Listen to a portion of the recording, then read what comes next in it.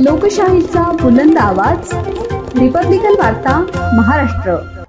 नांदगाव येथे वीज पडून एका गायीचा मृत्यू, एक बैल जखमी, पशुपालकाची शासनाकडे नुकसान भरपाईची मागणी। बातमी नांदगाव येथून। नाशिकच्या नांदगाव तालुक्यातील जेजुरकरवाडा येथे दिनांक 30 ऑक्टोबर 2025 रोजी दुपारी 2च्या सुमारास अचानक वादळी पावसासह झालेल्या विजांच्या कडकडाटामुळे एका गायीचा मृत्यू झाला असून एक बैल जखमी झाला आहे। या घटनेमुळे परिसरात हळहळ व्यक्त केली जात आहे। याबाबत मिळालेल्या माहितीनुसार पशुपालक उत्तम दगडू जेजुरकर, राहणार जेजुरकरवाडा, तालुका नांदगाव यांच्या मालकीची गाय आणि बैल हे लिंबाच्या झाडाखाली बांधलेले असताना अचानक विजांचा कडकडाट झाला। त्यात वीज पडून तांबड्या रंगाची सुमारे 6 वर्षांची गाय जागीच ठार झाली, तर बैल गंभीर जखमी झाला। घटनेची माहिती मिळताच पशुवैद्यकीय अधिकारी डॉक्टर रोहित कुऱ्हे यांनी घटनास्थळी धाव घेऊन जखमी बैलावर तात्काळ उपचार केले। तसेच तलाठी तुषार बोडके यांनी जागेवर पंचनामा करून नुकसानाचा अहवाल तयार केला।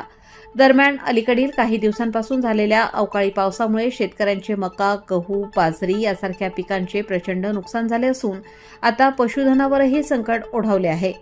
त्यामुळे पशुपालक उत्तम दगडू जेजुरकर यांनी शासनाकडे योग्य नुकसान भरपाई देण्याची मागणी केली आहे।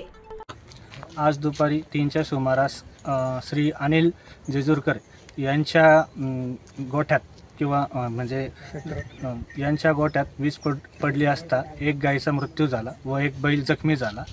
त्यांनी 3:30 वाजता पशुवैद्यकीय दवाखाना नांदगाव येथे संपर्क केल्यानंतर आम्ही तातडीने इथे येऊन बैलाला उपचार केले व गायीचा पंचनामा व पोस्टमॉर्टम करण्यात आले। हे आमचे बंधू अनिल उत्तम जेजुरकर, राहणार जेजुरकर वस्ती गंगाधरी।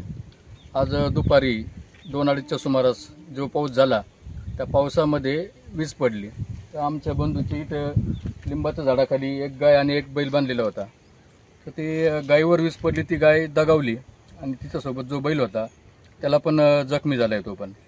तर आम्ही लगेच 3-3:30 वाजता आपले नांदगावचे कृषी जे अधिकारी आहे किंवा आपले पशुवैद्यकीय अधिकारी त्यांना बोलवलं।